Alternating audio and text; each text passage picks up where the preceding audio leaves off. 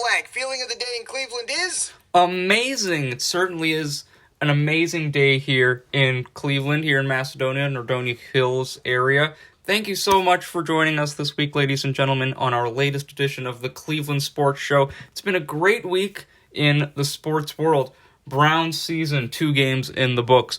NBA bubble, the playoffs are ramping up. We're now in the conference finals. The Indians have some more games under their belt, and we're going to get into the WNBA playoffs for you. We also can't forget about soccer. It's all coming up right now, ladies and gentlemen, on the Cleveland Sports Show. But first, our intro. It's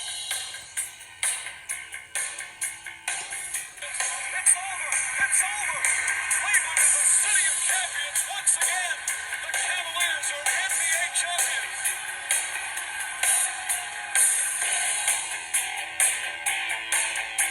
At the wall, looking up, it's gone! Francisco Lindor with a 3-run homer in the fourth, and it's 6-0 Cleveland. Baker wants to throw it. Mayfield goes deep for the end zone. Odell Beckham, he's got it! It's a Cleveland touchdown! Ladies and gentlemen, this is Darius Sethna of NordoniaHills.News, and the Cleveland Sports Show starts right now. Hello everyone, welcome to this week's edition of the Cleveland Sports Show. Today is Friday, September 18th, 2020. Let's get your sports fact of the day intro here and our fact itself. And today's sports fact of the day goes all the way back to 1934. We're in the midst of the Great Depression, and sports is keeping our American society alive in terms of uplifting spirits. And on this day in 1934, baseball fact for you, Bobo Newson of the St. Louis Browns holds the Boston Red Sox without a hit for 9 innings, then loses 2-1 in the 10th at Sportsman's Park in St. Louis. The Red Sox score a run in the second on 2 walks, an error, and a fielder's choice. In the Boston 10th inning, Newson walks Max Bishop and Billy Werber, and Bishop crosses the plate with the winning run on Roy Johnson's single. The starting battery for Boston is Wes Farrell on the mound, and his brother Rick behind him at home plate. Both are ejected in the second inning for arguing balls and strikes with home plate umpire Lou Coles. Rube Wahlberg pitches the last 9 innings for the Red Sox to earn the victory. So a great 2-1 victory for the Boston Red Sox on this day back in 1934. Unfortunately, we are going to be talking about, not unfortunate that I'm talking about Boston, but unfortunately Boston news will not be going as well in the future for this show in the next few minutes because the Celtics have not been great in the Eastern Conference Finals. We're going to be talking about all of that, as I mentioned, in the next few minutes. But first, it's time for soccer news. That's right, we're going to get you updated with the Premier League. Opening week has come by to us. We're now at match day 2, and we have some great games for you tomorrow, this weekend. Tomorrow, Saturday the 19th, 7:30 a.m., I will be at a soccer game in Uniontown, Ohio, but you can be watching Everton taking on West Brom at 7:30 a.m. tomorrow, Leeds United taking on Fulham at 10 a.m. tomorrow, Manchester United going up against Crystal Palace tomorrow at 12:30 p.m. Eastern Time, Arsenal going up against West Ham, we have Southampton going up against Tottenham, Newcastle and Brighton, Chelsea going up against Liverpool, Leicester City and Burnley, Aston Villa and Sheffield United, and our final game of the day, the Wolves taking on Manchester City. It is early in the Premier League, but however, our standings are the following. Arsenal is in first place with 3 points and a goal differential of 3 compared to Leicester City. They are also in second place. They have 3 points with a notching their first win of the season in their first game. Chelsea, Newcastle, the Wolves, and Liverpool round out that top 6 for you. All the teams with 3 points right now, given the fact that they've only played 1 game. When the next few weeks roll by, we'll get a better understanding of who really is the best team in the Premier League. However, our top scorers for right now in the Premier League, Mohamed Salah, the Egyptian superstar, with 3 goals on the season already. Jamie Vardy, the top goal scorer from last year in the Premier League, already has 2 goals notched on his belt for this season. And Alexandre Lacazette of Arsenal, French native, with a goal on the season. He and a bunch of other soccer players in the league, I'm not going to get to them, are all tied for 3rd place. But right now, Mohamed Salah and Jamie Vardy lead the in the top goal scoring category for the Premier League this week. We now move across the Atlantic and more soccer news coming from the MLS. Today, we have one matchup for you on the 18th of September. It'll be at 10 p.m. Eastern Time. From Seattle, it'll be the Sounders going up against LACFC. We did have some games this past Wednesday. FC Dallas defeated Colorado by a final score of 4-1. San Jose took on Portland. They tied their match 1-1. And Vancouver took on the Montreal Impact. Vancouver winning that one by a final score of 3-1. For the Columbus Crew, they have a game tomorrow at 7:30 p.m. Eastern Time. They'll be taking on Nashville at MAPFRE Stadium. And for FC Cincinnati, their next game will be in New York as they will be taking on the New York Red Bulls. Standings for the MLS. Columbus, our Crew, capital of Ohio, still in first place in the MLS Eastern Conference. 24 points for the Crew. In 11 matches, they have 7 wins, 3 draws, and only 1 loss still on the season. They're the only team in the MLS's Eastern Conference with only 1 loss. And guess what? They're the only team in the entire MLS who only have 1 loss.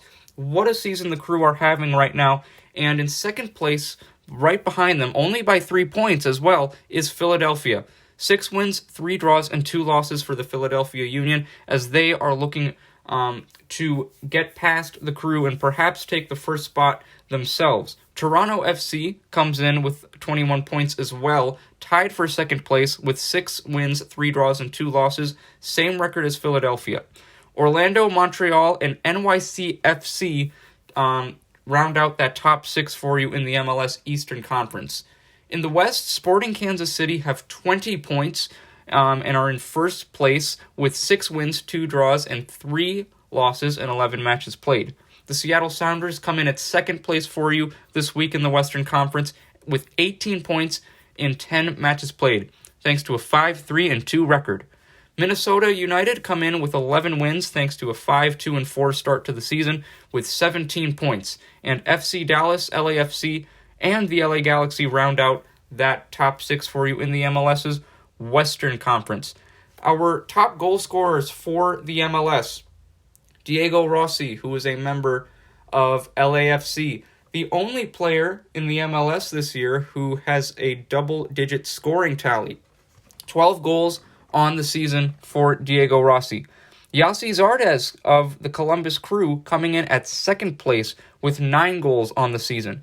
Raul Ruidiaz with 7 goals to come in third, and Bradley Wright Phillips comes in at fourth, tied for fourth with 6 goals, with more players tied for third there. We're going to get into more soccer news next week, especially with the Premier League. As I mentioned, once a few weeks roll by, we'll see the separation starting to take place. We will see more of a balance as between to whether who's the best team in the league, who's going to be at the bottom of the standings. We'll round that out for you in these next few weeks. That concludes our soccer news this week for the Cleveland Sports Show. Let's get to the NBA. And I'm going to run through this first series real quick from the bubble in Orlando because there's a lot more to talk about instead of the Rockets and the Lakers. I mentioned last week the Lakers were up 3-1 against the Rockets. I said the Lakers were going to handle this series with ease. They were going to win this thing in 5. That's exactly what they did. This past Saturday, Lakers destroy the Rockets 119-96 final score in Game 5. The Lakers outscore Houston 33-18 alone in the third quarter. They outscored them by 15 as well in the first quarter. The first quarter score was 35-20 in favor of LA, and the third quarter score was 33-18 in favor of LA. For the Los Angeles Lakers, LeBron James and Anthony Davis combined for 42 points. Markieff Morris dropped in 16 for the Lakers in 24 minutes. Kentavious Caldwell-Pope and Danny Green scored 24 points combined. Kyle Kuzma also came ready for the Lakers to go ready in Game 5. 17 points and 4 rebounds and 2 assists for Kyle Kuzma in the Game 5 win. Rockets were out-rebounded by a significant amount in this game. LA out-rebounds Houston 50-31. Rockets did have more offensive rebounds, 9 offensive rebounds compared to only 6 for LA. Lakers have 25 assists to Houston's 13, 7 blocks compared to Houston's 3. The Rockets had 6 steals, LA with 5. In terms of turnovers, Lakers got a little sloppy with the ball, 19 turnovers compared to only 12 for Houston, but I don't think Houston's looking at that turnover category. They have a lot more things to be worried about. Not only did they lose this series, but Mike D'Antoni, it's official, he will not be coaching the Houston Rockets next year. He has stepped away from the organization. It seems that, we all know Mike D'Antoni is a more offensive-oriented coach, and I heard Steven Jackson talking about this, actually, on a show he has with Matt Barnes. They do a phenomenal job. It's posted on YouTube. If you haven't seen it, I really suggest you watch it.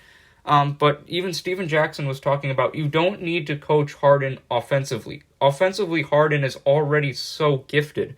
What the Houston Rockets need is a defensive identity, especially now if they're going to continue going with this, small ball method. The small ball method, if they're going to keep implementing that, then they're going to need to find more defensive consistency. Because let me tell you something right now.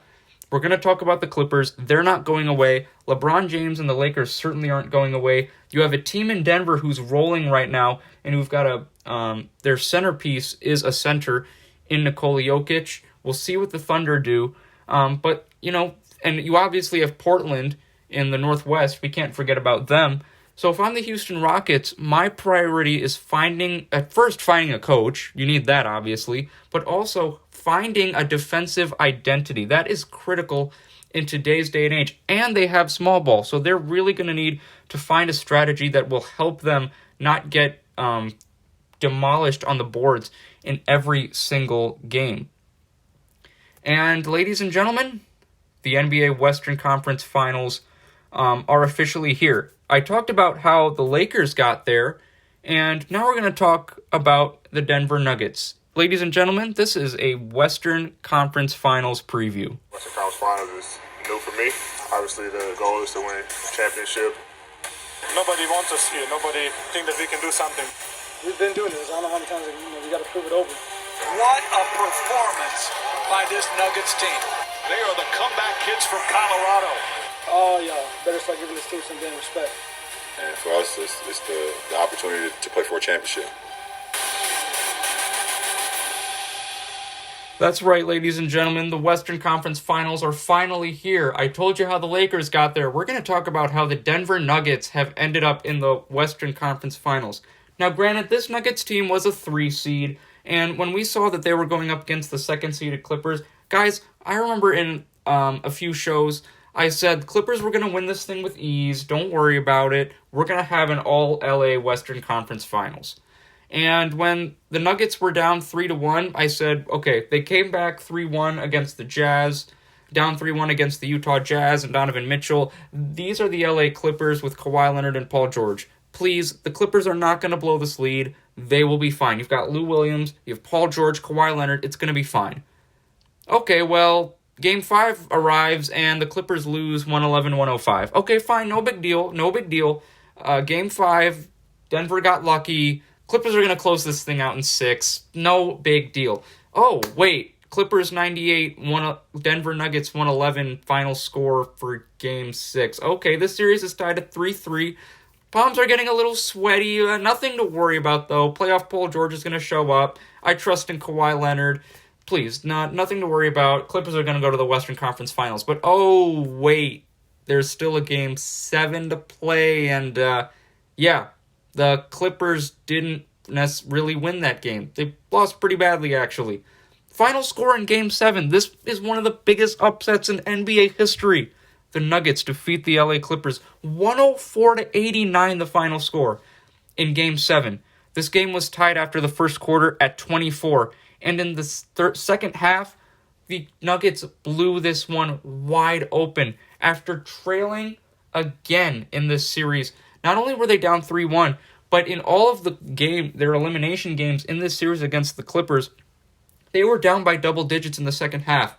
And in every game, they came back. This was no different tonight, in the second half of Game 7. It was a little tighter. However, as I mentioned, Denver pulls away in the third quarter.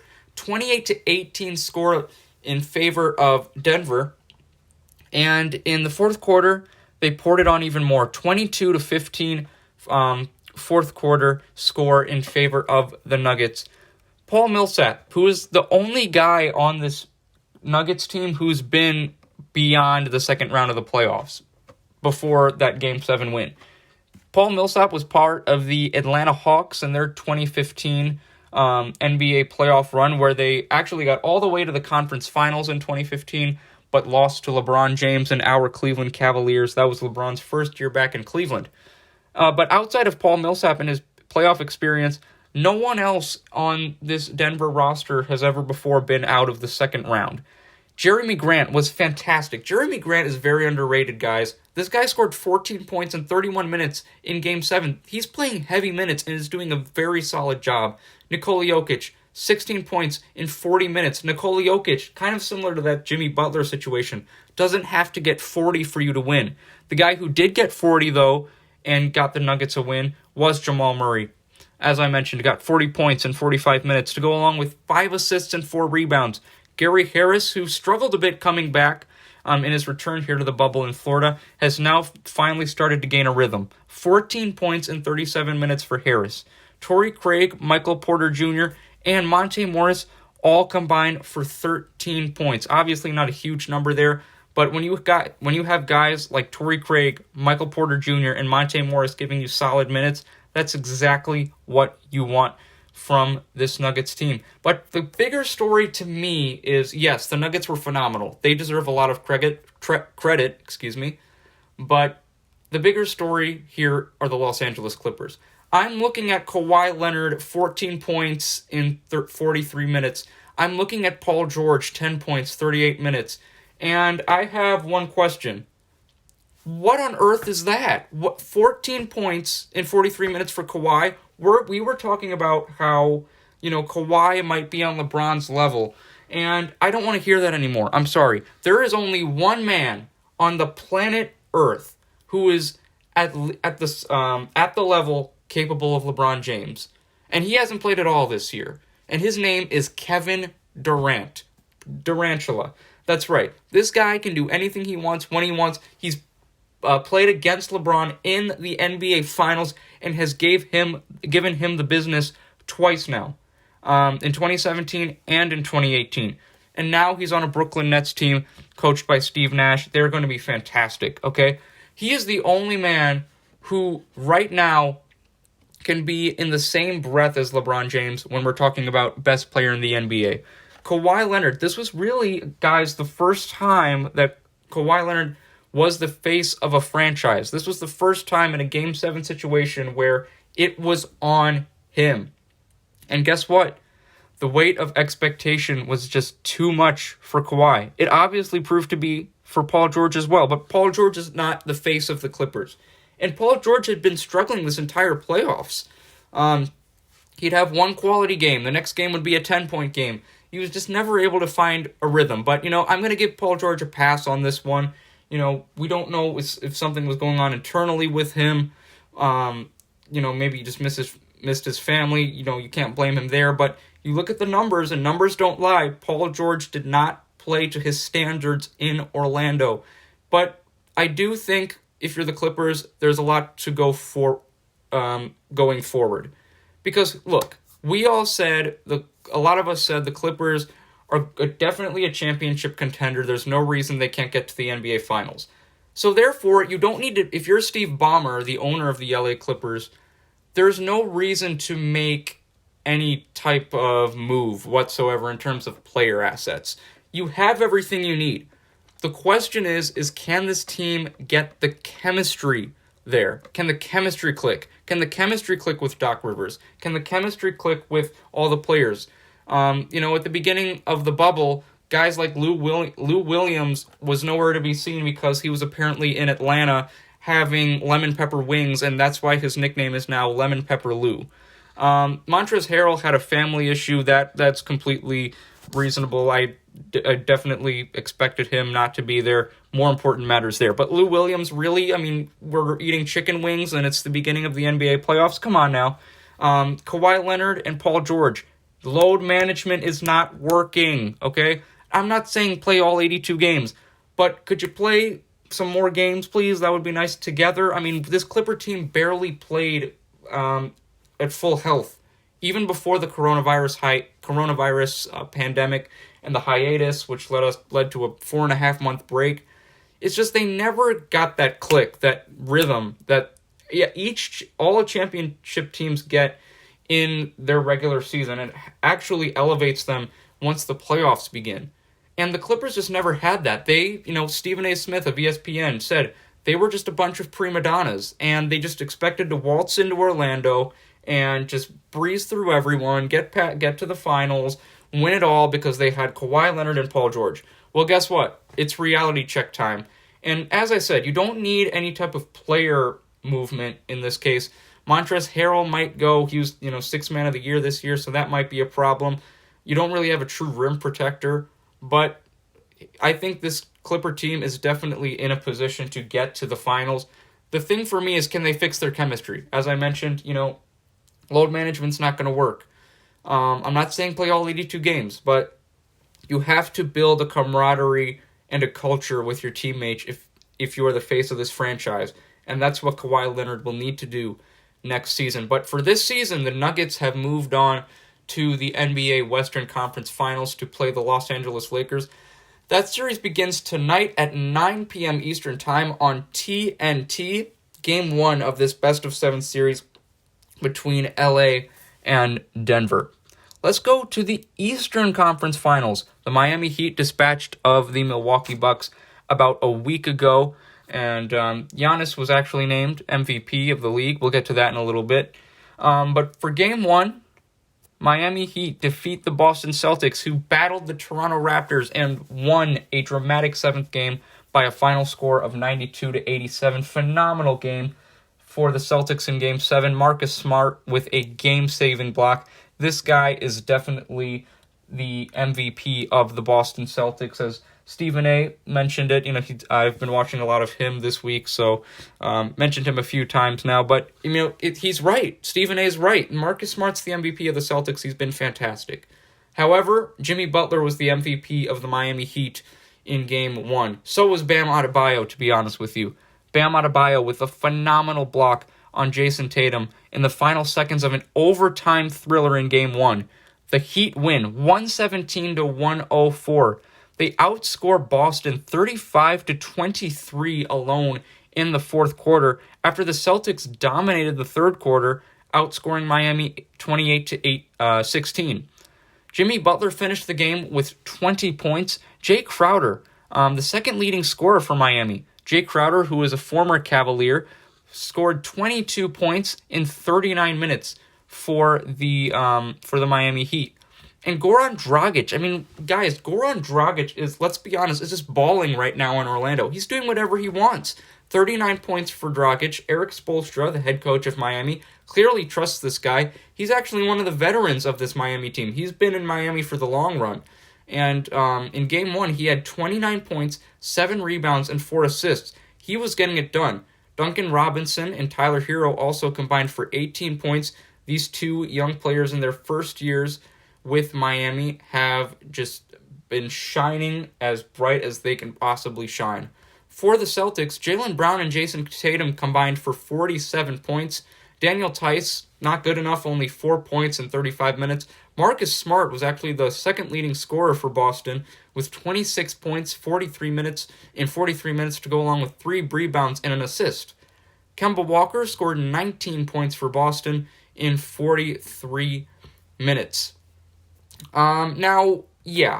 Game 1, okay, that was a tough game for the Celtics. Don't worry, they'll bounce back in Game 2, right? Wrong. Miami take Game 2 as well. 106-101 the final score in Game number 2 in favor of the Miami Heat. Once again, another strong third quarter for Miami. They outscore Boston by 20 in the third quarter. Miami put 37 points up on the board in the third quarter alone, compared to just 17 for the Celtics. The Celtics were able to regain the lead in the fourth quarter for a little bit, but Jimmy Butler and company took over. Jimmy Butler, again, not having a 30-point, 40-point game here, 14 points in 36 minutes in Game 2. Jay Crowder, only 12 points. But guess who showed up? Bam Adebayo showed up with 21 points in 35 minutes. He actually had a double-double, did Adebayo. 21 points and 10 rebounds to go along with 4 assists. Goran Dragic, once again, fantastic. 25 points in 34 minutes. This guy is just hooping in Orlando right now. Duncan Robinson is a 3-point specialist, ladies and gentlemen. He had 6 3-pointers, and if you do that math, that's all of his 18 points. All of his 18 points came from threes. He also had 4 assists and 2 rebounds as well. Tyler Hero with 11 points and 9 rebounds, actually. I really loved seeing Tyler Hero rebounding the basketball. A lot of us thought, okay, he's just a shooter, but no, he's actually a combo guard. He can create plays, he can rebound the ball, and he can shoot the 3. He's a fantastic asset for this Miami team. For the Boston Celtics, Jason Tatum and Jaylen Brown, again, both strong games. They combined for 42 points. Tatum played 42 minutes, Brown played 39. Marcus Smart, not as strong as a performance as he had in Game 1, but he still had 14 points to go along with 4 rebounds and 4 assists. Kemba Walker had a strong night. The starting point guard for the Celtics ended the game with 23 points in 34 minutes to go along with 7 rebounds and 3 assists. However, it was just not enough for the Celtics. They're in an 0-2 hole heading into Game 3, which will be tomorrow at 8:30 p.m. Eastern Time on ESPN. And Jason Tatum last night after Game 2 was kind of at a loss of words after that performance. Here was his post-game interview via NBA TV after that Game 2 loss. He really was at a loss of words. Take a listen. Yeah, that's tough. Offensive rebounds, some key turnovers, miscommunication. They hit some big shots. A lot of things went wrong. But I get ready for the next one. Yeah, I wasn't joking when I said he was at a loss of words. The Celtics are stunned right now, and there was actually some locker room drama for Boston after that Game 2 loss. Marcus Smart, who was the leader of the team, had a few words to say to some of the players. According to reports, it was really between the meat of the battle was between himself and Jaylen Brown. When I say battle, I mean verbal battle. These guys didn't go out punching each other in the face or anything like that. But there was some tension in the Celtics locker room. Will that help them in Game 3? We'll find out tomorrow, 8:30 p.m. Eastern Time on ESPN. Celtics looking to avoid an 0-3 deficit in the Eastern Conference Finals. And that concludes our series analysis for the Orlando bubble. But right now, we're going to get into our final news for the NBA this week. And it's official. Our Kia MVP has been announced, and it is Giannis Antetokounmpo. Giannis Antetokounmpo of the Milwaukee Bucks this season averaging 30 points per game in 30 minutes, about 55% from the field, only shooting about 30% from three-point range. He did average almost 14 rebounds per game and 6 assists. listen, I'm not gonna, get all mad and be, Giannis didn't deserve the MVP. I believe it should have been LeBron James. Now, maybe, yes, there's probably bias there because I'm from the Northeast Ohio area. I'm obviously a Cavs fan. But let's be honest here. Look at what LeBron's done. He's taken his team to the first seed in a tough Western Conference. Let's be honest. As great as the East has improved in these last few years in the NBA, the Western Conference is still the superior conference. And the fact that LeBron was able to elevate his team with a new superstar in Anthony Davis and getting them there to the first seed, as well as what he's done throughout the season, leading the league in assists, the way he's conditioned his body in his 17th NBA season, absolutely extraordinary. And the weight he still has to carry on an NBA team. He is basically a coach for this LA team. Now that Rajon Rondo's back, the Lakers are just going to be fantastic, and Frank Vogel has done a fantastic job in his first year as head coach for the Los Angeles Lakers. To me, it should have been LeBron James. He was the clear-cut candidate. However, I can see Giannis winning this award. We'll see what his future holds in the city of Milwaukee, but as of right now, he will be there for this season, this next season. Giannis Antetokounmpo, ladies and gentlemen, your 2019-2020 Kia NBA MVP. Let's move on to the WNBA, where the playoffs are underway there as well, in their bubble in Bradenton, Florida. Our semifinal round for the WNBA will begin this weekend, and actually this Sunday. Game 1 between the Connecticut Sun and the Las Vegas Aces will be this Sunday at 1 p.m. Eastern Time, and in the and Game 1 of our second semifinal round will be between the Minnesota Lynx and the Seattle Storm. The Storm winning the WNBA title 2 years ago. We'll see if they can win the championship again this year. WNBA playoffs from Bradenton, Florida, in that bubble, as I mentioned, begin this weekend, starting on Sunday at 1 p.m. Eastern Time with the Sun going up against the Aces, and at 3 p.m. the Minnesota Lynx going up against the Seattle Storm. We'll have more WNBA updates for you next week, but for right now, our Cleveland Indians had a successful night last night in Detroit against the Tigers. Here was a highlight from Jose Ramirez in the Indians' win against Detroit. Jose Ramirez at the plate. Jose Ramirez has gone 7 for 24 against Detroit pitching this year. As Ramirez gets into one, deep right field, back is Cameron. He's out of room, it's out of here. And Jose Ramirez, he loves him some Motor City. And the Indians have a 1-0 lead here in inning number 1. And the Indians would go on to win that game yesterday in the Motor City against the Tigers. Final score, Indians 10, Detroit 3. Indians come up with a big-time win after their loss in Chicago to the Cubs by a final score of 3-2. The Indians were actually at Wrigley Field for 2 games this past week, lost them both. The first game they lost by a final score of 6-5, and as I mentioned this past Wednesday, they lost again to the Cubs 3-2. The Indians had been struggling. That 10-3 win ended an 8-game losing streak for Cleveland. In terms of how this impacts their standings in the American League, the Indians are now at 3rd place in the American League Central Division. They're at 27-23 as their overall record, 27 wins, 23 losses. They're 2-8 in their last 10 games. They're 15-12 on the road, 12-11 at home, playing subpar baseball right now. They are still 4/10 above the 500 mark with a winning percentage of .54, but they are 6 games behind the first place standings. In first place in the American League Central Division are the Chicago White Sox, followed by the Minnesota Twins. Chicago with a 33-17 record so far this season. Minnesota at 31 For the Indians, their upcoming schedule will include a matchup tonight at 7:10 p.m. In Detroit against the Tigers. That will be their second game of this 4-game series in Detroit against the Tigers.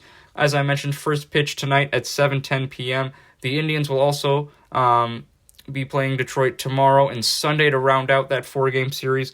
The Indians will then return to Progressive Field this upcoming Monday, September 21st, for a 6:10 p.m. matchup with those first-seeded Chicago White Sox. That'll be a 4-game series in Cleveland at Progressive Field. The Indians will then conclude their shortened MLB season with 3 home games against the Pittsburgh Pirates. So the Indians are done this season completed in terms of their road games after this series against Detroit. The rest of their games after Detroit will be at home. So we'll see what they'll be able to do in these coming weeks. We'll have more news with the Indians in the next coming weeks, as the MLB playoffs will be beginning soon, actually. It's kind of hard to believe.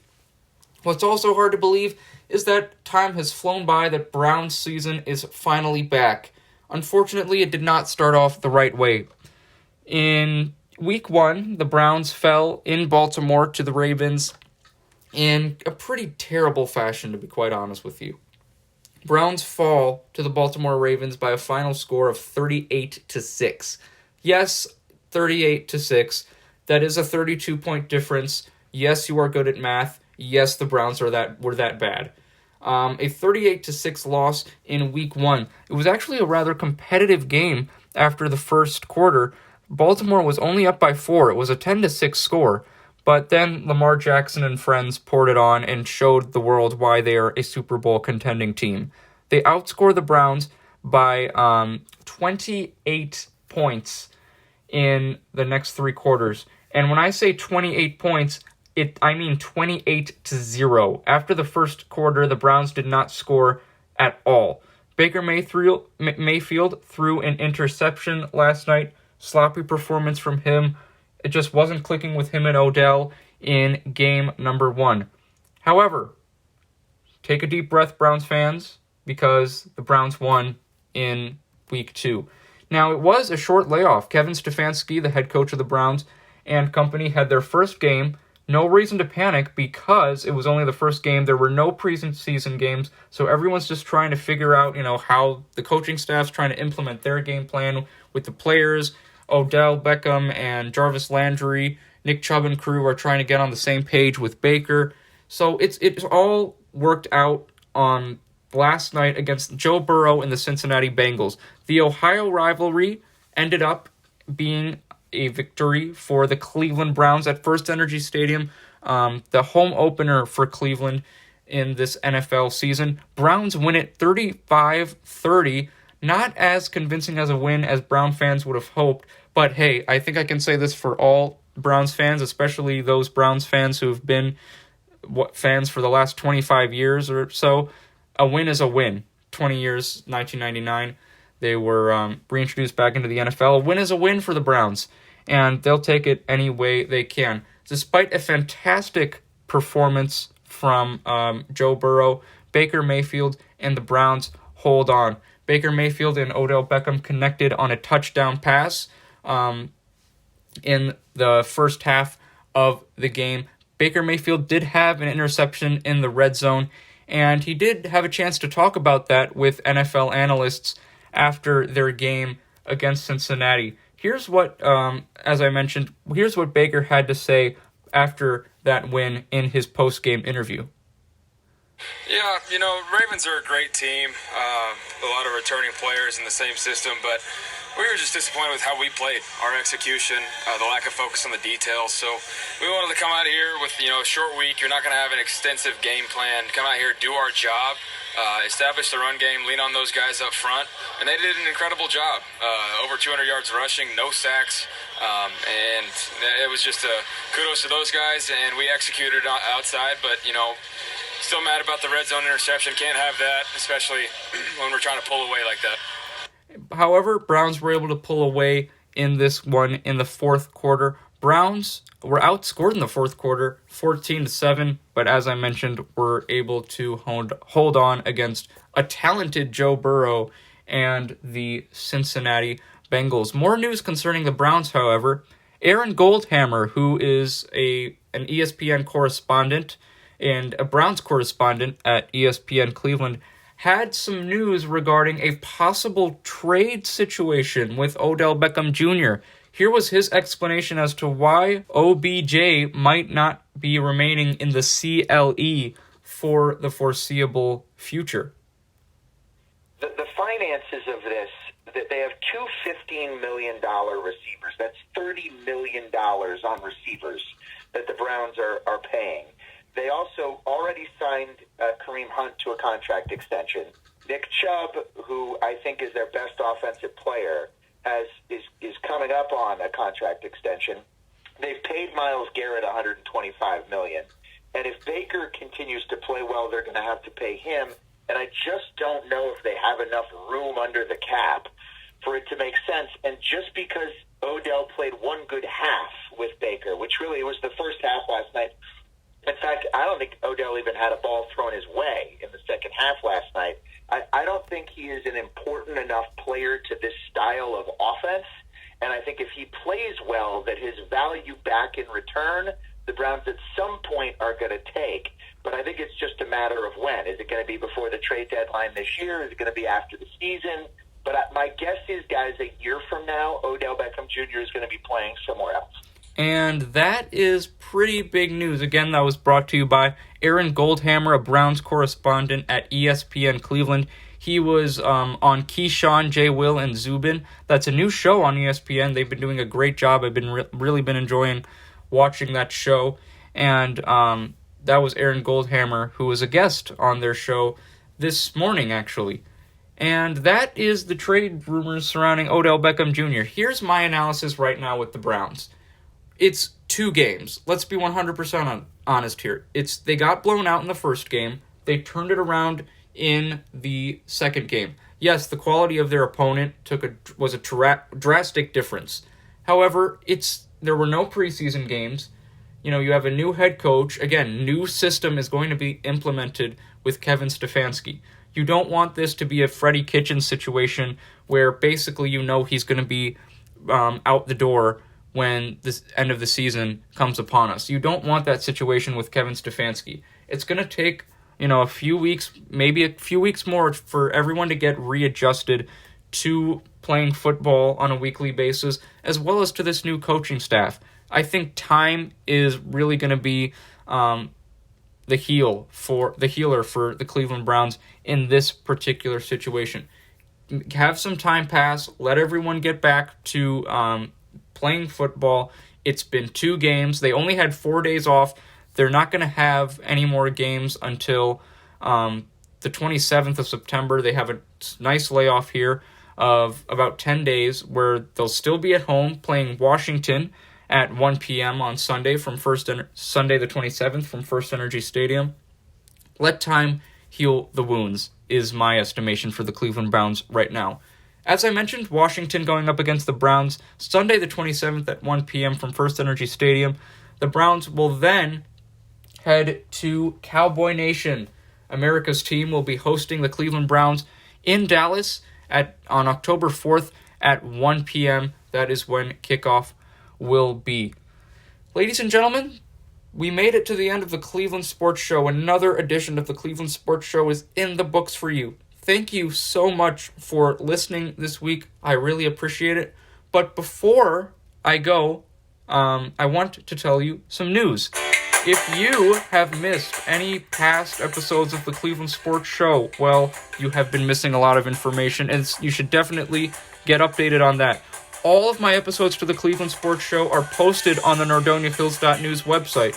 You can find them under the Contributors tab on the website. I am the second name down. Darius Sethna, my name spelled Darayyussethna. You can also access the Cleveland Sports Show on my Twitter account. @Nordonia Sports is my Twitter handle. Or, again, you can type in my name spelled Darayyussethna. The Cleveland Sports Show is also on YouTube And it's on the go for you on Spotify, wherever you may be. If you're in the NBA bubble in Orlando, if you're in Texas, if you're in California, you can listen to the Cleveland Sports Show wherever you are. Just type in my name, Darayyus, Sethna, and all of your Cleveland sports needs will be filled. And on my NordoniaHills.News website, Twitter, I've been posting some articles about player bios and some interviews I did over the coronavirus hiatus. So make sure you take a look at those as well. Those articles I've been writing on NordoniaHills.News. Ladies and gentlemen, thank you so much for joining me this week on the Cleveland Sports Show. Have a wonderful week, and we will see you next time. Take care.